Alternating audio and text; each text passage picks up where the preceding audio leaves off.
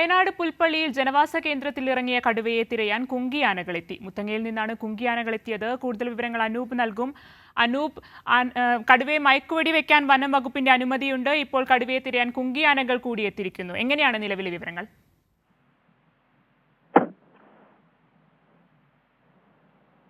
ഈ അമരക്കുരി പ്രദേശത്ത് ഒരാഴ്ചയായി വലിയ രീതിയിൽ കുഴപ്പങ്ങളുണ്ടാക്കുന്ന കടുവയെ പിടികൂടാനുള്ള തീരുമാനങ്ങളുടെ ഭാഗമായുള്ള ശ്രമങ്ങളാണ് ഇപ്പോൾ പുൽപ്പള്ളി ഈ പ്രദേശത്ത് നടക്കുന്നത്. ഈ കടുവ ഈ പ്രദേശത്ത് തന്നെ ഉണ്ട് എന്നതിന്റെ അടിസ്ഥാനത്തിലാണ് ഈ ശ്രമങ്ങളെല്ലാം നടക്കുന്നത്. പ്രധാനമായും മയക്കുവെടി വെച്ച് പിടികൂടാനുള്ള ഒരു തീരുമാനം കഴിഞ്ഞ ദിവസം ഉണ്ടായിരുന്നു. അതിന്റെ പശ്ചാത്തലം ഈ പ്രദേശത്ത് വളർത്തുമൃഗങ്ങളെല്ലാം ആക്രമിച്ചു കൊന്നൊരു സാഹചര്യത്തിൽ അവിടെ കൂടുകൾ സ്ഥാപിച്ചിരുന്നു. എന്നാൽ ആ കൂടുകളിൽ കയറാനുള്ള അല്ലെങ്കിൽ കൂടുകളിൽ കടുവ അകപ്പെട്ടില്ല. അത് മാത്രമല്ല, ആ പ്രദേശത്ത് ഇതേ തുടർന്ന് വലിയ പ്രതിഷേധവും ഉണ്ടായി. അതേ തുടർന്നാണ് മയക്കുവെടി വെച്ച് പിടികൂടാനുള്ള തീരുമാനം കഴിഞ്ഞ ദിവസം വൈകിട്ട് ഉണ്ടായത്. ഈ ജനകീയ സമിതിയുടെ നേതൃത്വത്തിൽ റേഞ്ച് ഓഫീസ് മാർച്ചെല്ലാം ഈ പ്രദേശത്ത് നടന്നിരുന്നു. അതുകൊണ്ട് കൂടി തന്നെ അത്തരത്തിലുള്ള തീരുമാനത്തിലേക്ക് പെട്ടെന്ന് ഉദ്യോഗസ്ഥർ എത്തുകയായിരുന്നു. കഴിഞ്ഞ ദിവസം ഒരു ഉച്ചയോടുകൂടി senior forest veterinary surgeon doctor Arun സക്രയുടെ നേതൃത്വത്തിൽ അവിടെ മയക്കുവെടി വെക്കാനുള്ള ശ്രമങ്ങൾ ആരംഭിച്ചിരുന്നു. ഇന്നലെ വൈകിട്ടെല്ലാം അവിടെ ഒരു പ്രാദേശികമായ തിരച്ചിലെല്ലാം നടത്തി. എന്നാൽ അതിന് ഒരു കാടിളക്കിയുള്ള ഒരു തെരച്ചിൽ അവിടെ നടന്നിരുന്നില്ല. അത്തരമൊരു തെരച്ചിലിലൂടെ ഈ കടുവയുടെ സ്ഥാനം സംബന്ധിച്ച് അത് കണ്ടെത്തണമെന്നും മയക്കുവെടി വെച്ച് പിടികൂടണമെന്ന് ആയിരുന്നു നാട്ടുകാരുടെ ആവശ്യം. ഏതായാലും അതെല്ലാം മുൻനിർത്തിയാണ് ഇപ്പോൾ ഈ ശ്രമങ്ങളെല്ലാം നടക്കുന്നത്. ഇപ്പോൾ ഈ മുത്തങ്ങ ആനപ്പന്തിയിൽ നിന്നുള്ള കുങ്കിയാനകളെയാണ് ഇവിടേക്ക് എത്തിച്ചിരിക്കുന്നത്. വിക്രം എന്ന് പറയുന്ന ആനയെല്ലാം സംസ്ഥാനത്തും മറ്റിടങ്ങളിൽ എല്ലാം ഇത്തരത്തിൽ ദൗത്യത്തിൽ പങ്കാളികളായിട്ടുണ്ട്. പല പ്രശ്നങ്ങളും ഈ വിധത്തിൽ അവരുടെ സാന്നിധ്യത്തിൽ പരിഹരിച്ചിട്ടുണ്ട് എന്നുള്ളതാണ്. അതായത് ഈ കാടിനകത്ത് കയറി പരിശോധന നടത്താനും ഒരു മയക്കുവെടി വെക്കാനും ഒക്കെ സഹായിക്കുന്ന വിധത്തിലാണ് അവരെ ഉപയോഗിക്കുന്നത്. ഇവരെല്ലാം ഈ ഇത്തരത്തിൽ നിരവധി, പ്രത്യേകിച്ച് PT-7 എല്ലാം പിടികൂടുന്ന ദൗത്യത്തിലും സംസ്ഥാനത്ത് മറ്റിടങ്ങളിലെല്ലാം വലിയ വനവകുപ്പിനെ കുഴക്കിയ സംഭവങ്ങളിൽ ഇവരുടെ സേവനം വനവകുപ്പ് ഉപയോഗപ്പെടുത്തിയിട്ടുണ്ട്. ഏതായാലും ഇതിലും ഇത്തരത്തിലൊരു പരിഹാരം ഉണ്ടാവുമെന്നൊരു പ്രതീക്ഷയാണ് അവർക്കുള്ളത്. പ്രധാനമായും ഈ കാടിന്റെ ഉൾപ്രദേശങ്ങളിൽ പലപ്പോഴും ഈ വനംവകുപ്പ് ഉദ്യോഗസ്ഥർക്കെല്ലാം എത്തിച്ചേരാൻ ബുദ്ധിമുട്ടുള്ള, അല്ലെങ്കിൽ ഈ തെരച്ചിലൊന്നും നടത്താൻ പറ്റാത്ത ദുഷ്കരമായ മേഖലകളുണ്ട്. അവിടേക്കെല്ലാം ഈ ആനകളെ എത്തിച്ച് നിരീക്ഷണം നടത്താനും മറ്റുമാണ് ഈ ആനകളെ ഉപയോഗിക്കുന്നത്. വേണമെങ്കിൽ ആനപ്പുറത്ത് ഇരുന്ന് മയക്കുവെടി വെക്കാനുള്ള വിധത്തിൽ അതിന്റെ ഈ ആനകളെ ഉപയോഗിക്കാനും പറ്റും.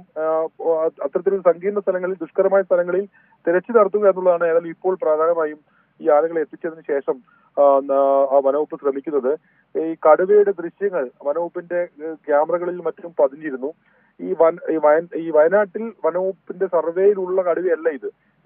കർണാടകത്തിൽ നിന്നോ മറ്റോ പരിക്കേറ്റ് ഇവിടേക്ക് എത്തിച്ചേർന്ന അല്ലെങ്കിൽ ഗുരുതര പരിക്കോ എത്തിപ്പെട്ട ഒരു കടുവയായിട്ടാണ് വനവകുപ്പ് വിലയിരുത്തുന്നത്. ആ നിഗമനത്തിലാണ് വനവകുപ്പ് ഉള്ളത്. ഏതായാലും സർവേകളിൽ ഇത് കടുവയെ സംബന്ധിച്ചുള്ള ഒരു വിവരങ്ങളില്ല. അതല്പം കുഴപ്പത്തിലാക്കുന്നുണ്ട് വനവകുപ്പിനെ. ഏതായാലും അതിന്റെ സഞ്ചാരപാത നിർണ്ണയിക്കുന്നതിലും മറ്റും അതൊരു തടസ്സമാണ്. ആ ഒരു സാഹചര്യമുണ്ട്. ഒരു തെരച്ചിലിനെ ദുഷ്കരമാക്കുന്ന അത്തരം ഒരു സാഹചര്യമുണ്ട്.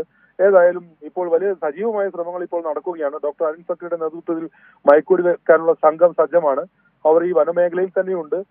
നൂറുകണക്കിന് ഉദ്യോഗസ്ഥരാണ് ഈ ശ്രമവുമായി ബന്ധപ്പെട്ട് ഇവിടേക്ക് എത്തിയിരിക്കുന്നത്. DFO Ajith K Raman, range officer ഇപ്പോൾ MK രാജീവ്, അതോടൊപ്പം ഡെപ്യൂട്ടി റേഞ്ച് ഓഫീസർ ഇവിടെയുണ്ട് അബ്ദുൾ ഗഫൂർ, പിന്നെ നിജേഷ്.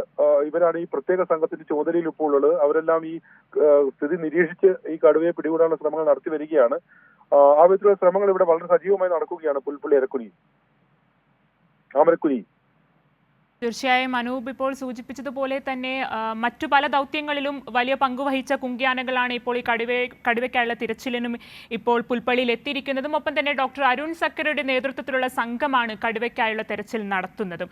നോക്കൂ അനൂപ് തന്നെ സൂചിപ്പിച്ചതുപോലെ തന്നെ ജനവാസ മേഖലയിൽ കടുവ ഇറങ്ങിയപ്പോൾ മുതൽ തന്നെ വലിയ പ്രതിഷേധം അവിടെ ഉണ്ടാകുന്നു. അതിനെ തുടർന്നാണ് വനം വകുപ്പ് ഇത്തരത്തിൽ കടുവയെ മയക്കുവെടി വെക്കാനുള്ള അനുമതി നൽകുന്നതും. ഇപ്പോൾ കുങ്കിയാനകൾ എത്തിയിരിക്കുന്നു. വനം വകുപ്പ് ഉദ്യോഗസ്ഥരുടെ ക്യാമറയിൽ കടുവയുടെ ദൃശ്യങ്ങൾ പതിഞ്ഞു എന്ന രീതിയിലുള്ള വാർത്തകൾ വന്നിരുന്നു. നിലവിൽ എന്തെങ്കിലും രീതിയിൽ കടുവ ഇപ്പോൾ എവിടെയാണ്, എങ്ങനെയാണെന്നുള്ള ലൊക്കേറ്റ് ചെയ്യാൻ സാധിച്ചിട്ടുണ്ടോ? കടുവയെ ലൊക്കേറ്റ് ചെയ്യാൻ സാധിച്ചിട്ടില്ല. ഈ അമരക്കുരി ഭാഗത്താണ് ഈ കടുവയുള്ളത്. അതായത് ഈ വനമേഖലയോട് തൊട്ട് ചേർന്നുള്ള പ്രദേശത്താണ് അതിന്റെ സാന്നിധ്യമുള്ളത്.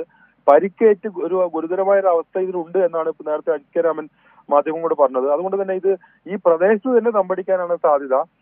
അത് ഉൾക്കാടുകളിലേക്ക് പോകാൻ സാധ്യതയില്ല. ഈ വനംവകുപ്പിന്റെ ക്യാമറയിൽ കഴിഞ്ഞ ദിവസങ്ങളിൽ ഈ കടുവയുടെ ചിത്രം പതിഞ്ഞിരുന്നു.